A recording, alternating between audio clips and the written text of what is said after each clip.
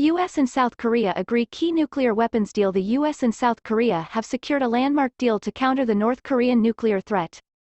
Washington has agreed to periodically deploy US nuclear-armed submarines to South Korea and involve Seoul in its nuclear planning operations. In return, South Korea has agreed to not develop its own nuclear weapons. The Washington Declaration will strengthen the Allies' cooperation in deterring a North Korean attack, U.S. President Joe Biden said. Concern has been rising on both sides about the nuclear threat posed by North Korea.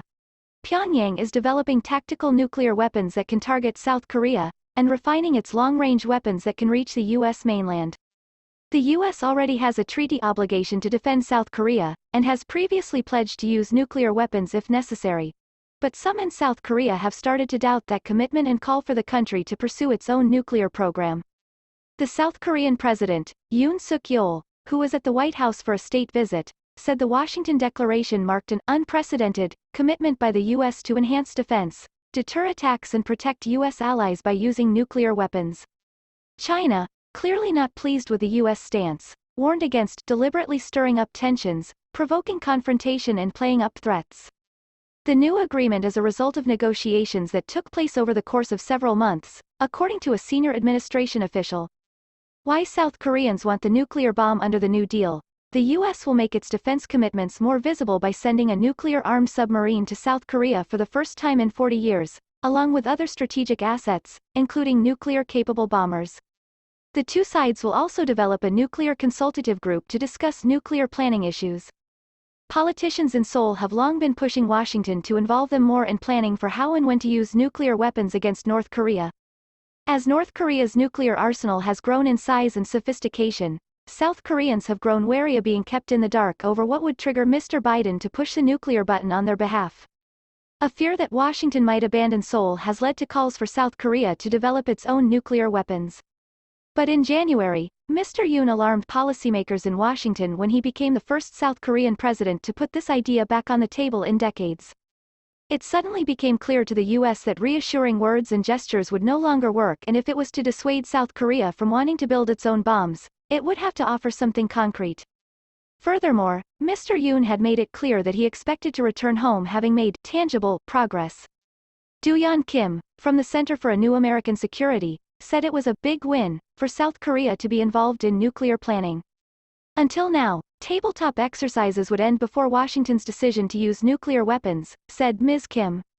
The U.S. had considered such information to be too classified to share, but it is important to practice and train for this scenario given the types of nuclear weapons North Korea is producing.